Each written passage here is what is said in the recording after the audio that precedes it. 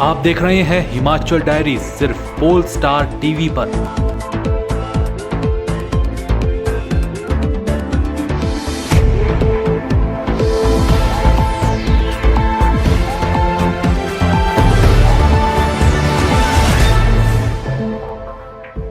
Himachal diaries के प्रायोजक हैं RK hospital Hamirpur, service with quality. नमस्कार, मैं हूं मुकेश ठाकुर। स्वागत है आपका हिमाचल डायरी के इस अंक में।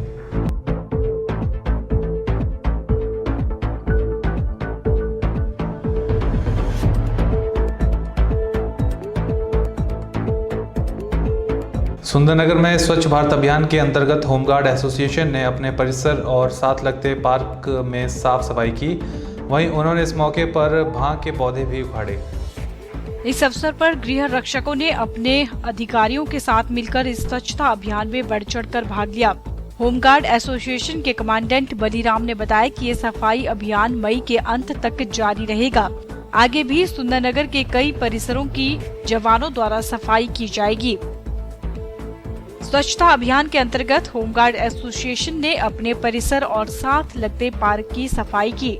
वहीं उन्होंने इस अवसर पर भांग की पौधों को भी उखाड़ फेंका। के तहत सेवड़ा साठ कंपनी सुंदरनगर ने यहाँ पे रोवर पार्क की सफाई की, क्योंकि आज बदली भी है, 10 तारीख को चेंजिंग होती है और हमारे मैक्सिमम जवान यहाँ पे इकट्ठे होते हैं कंपनी कार्यालय में।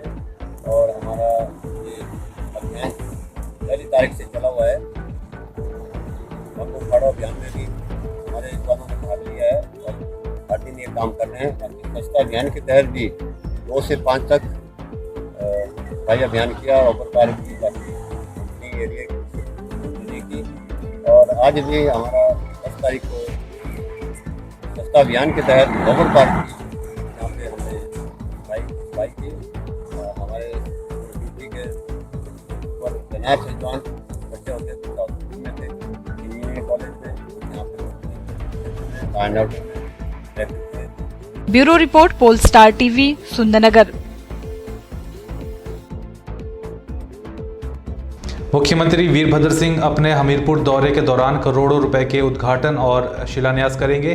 बहुतकनीकी कॉलेज बड़ू में 2 करोड़ 31 लाख से निर्मित गर्ल्स हॉस्टल और 4 करोड़ 50 लाख की लागत से बने बॉयज हॉस्टल का शिलान्यास भी करेंगे। यह जानकारी उपायुक्त मदन चौहान ने दी है। मुख्यमंत्री वीरभद्र सिंह हमीरपुर में 14 करोड़ 50 लाख के कार्य का उद्घाटन एवं शिलान्यास करेंगे। इसमें बहुतकनीकी कॉलेज बड़ू में 2 करोड़ 31 लाख से निर्मित गर्ल्स हॉस्टल तथा 4 करोड़ 50 लाख की लागत से बने बॉयज हॉस्टल शामिल हैं। यह जानकारी उपायुक्त हमीरपुर मदन चौहान ने दी। उन्होंने बताया कि मुख्यमंत्री 168 लाख की लागत से निर्मित जिला न्यायवादी कार्यालय के भवन का लोकार्पण करेंगे। गर्ल्स हॉस्टल में 50 छात्राओं के रहने की व्यवस्था होगी, जबकि बॉयज हॉस्टल में 100 विद्यार्थियों के रहने की व्यवस्था की गई है। उपायुक्त ने बताया कि 42 लाख की लागत से कोर्ट पीएचसी भवन का लोकार्पण किया जाएगा। उन्होंने बताया कि 59 लाख की लागत से निर्मित पीएचसी चौरी के भवन का लोकार्पण होगा। उपायुक्त ने बताया कि टौनी देवी में 1 करोड़ 14 लाख की लागत से निर्मित चिकित्सकों के आवासीय कॉलोनी का लोकार्पण भी सीएम करेंगे। उन्होंने बताया कि सिविल अस्पताल सुजानपुर में 1 करोड़ 78 लाख की लागत से चिकित्सकों की आवासीय कॉलोनी निर्मित की जाएगी, जिसमें टाइप 4 के 6 क्वार्टर निर्मित किए जाएंगे। उपायुक्त ने बताया कि उहल में विश्राम गृह के भवन की आधारशिला भी रखी जाएगी। चमियाना में प्लेग्राउंड में भी आधारशिला रखी जाएगी। दड़ोही में तकनीकी विश्वविद्यालय के भवन का भी शिलान्यास किया जाएगा। उपायुक्त ने बताया कि वीरभद्र सिंह NIT ग्राउंड में सुबह 9:30 बजे पहुंचेंगे। इसके पश्चात दड़ोही में तकनीकी विश्वविद्यालय के भवन की आधारशिला रखेंगे। वहीं उन्होंने बताया कि इस दौरान जिला न्यायवादी कार्यालय भवन तथा बहुतकनीकी संस्थान में गर्ल्स तथा बॉयज हॉस्टल का भी शुभारंभ करेंगे। उन्होंने बताया कि 11:15 पर कोर्ट में प्राथमिक स्वास्थ्य केंद्र के भवन का लोकार्पण किया जाएगा। इसके उपरांत 11:45 में टौनी देवी में चिकित्सकों की आवासीय कॉलोनी का शुभारंभ किया जाएगा। उपायुक्त ने बताया कि इसके पश्चात 12:30 पर उहल में रेस्ट हाउस की आधारशिला रखेंगे। उन्होंने बताया कि दोपहर 1:15 पर चौरी में पीएचसी के नवनिर्मित भवन का शिलान्यास किया जाएगा। वहीं उन्होंने बताया कि सीएम इसके उपरांत पटलांदर में लंच करने के बाद 3:15 पर चमियाना में खेल मैदान का शिलान्यास करेंगे। उन्होंने बताया कि 3:45 पर सुजानपुर में चिकित्सकों की आवासीय कॉलोनी का शिलान्यास किया जाएगा। उपायुक्त मदन चौहान ने बताया कि सीएम के 1 दिवसीय हमीरपुर प्रवास के दौरान 11 मई को सायं 5 बजे गांधी चौक पर जनसभा आयोजित की जाएगी। राज्य आपदा प्रबंधन योजना को अंतिम रूप देने के लिए राजस्व विभाग के आपदा प्रबंधन प्रकोष्ठ द्वारा यूएनडीपी के सहयोग से राजधानी शिमला में एक राज्य स्तरीय परामर्श कार्यशाला का आयोजन किया गया।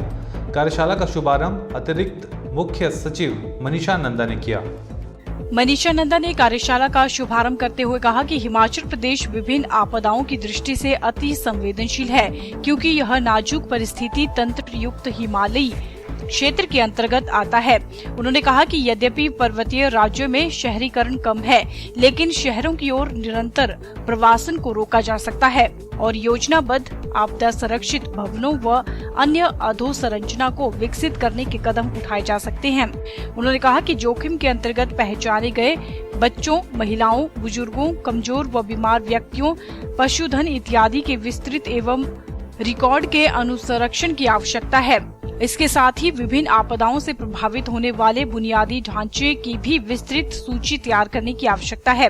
संबंधित विभागों और हितधारकों के लिए यह उपयुक्त समय है कि आपदाओं का प्रबंधन विस्तृत और सहभागी रणनीति के माध्यम से किया जाए। उन्होंने कहा, न केवल हमें अपने आप को बल्कि भावी पीढ़ियों को भी सुरक्षित रखने के लिए एक व्यापक योजना बनानी चाहिए। हमें केवल अच्छाई के लिए सोचना चाहिए और बुराई से लड़ने को तैयार रहना चाहिए। उन्होंने कहा कि हिमाचल प्रदेश राज्य आपदा प्रबंधन योजना इससे जुड़े लोगों, संस्थानों और सरकारी एजेंसियों द्वारा समय पर तैयार करने की आवश्यकता है। उन्होंने कहा कि उच्च स्तरीय समिति ने कुल 33 आपदाओं में से हिमाचल प्रदेश में 25 आपदाओं की पहचान की है, जो राज्य के विभिन्न भागों में आ सकती है। उन्होंने हितधारक विभागों से सुरक्षित और आपदा लचीला हिमाचल प्रदेश के लिए राज्य आपदा प्रबंधन योजना 2017 में निहित विषय वस्तु व जानकारी का सदुपयोग करने का आग्रह किया है। उन्होंने कहा कि हिमाचल प्रदेश में लगभग 30 विभागों ने अपनी आपदा प्रबंधन योजनाएं तैयार की हैं। पोलस्टार टीवी के लिए शिमला से रमिता सोनी की रिपोर्ट। चलिए, हिमाचल डायरी में वक्त हुआ एक छोटे से ब्रेक का। कहीं मत जाइएगा, मिलते हैं छोटे से ब्रेक के बाद।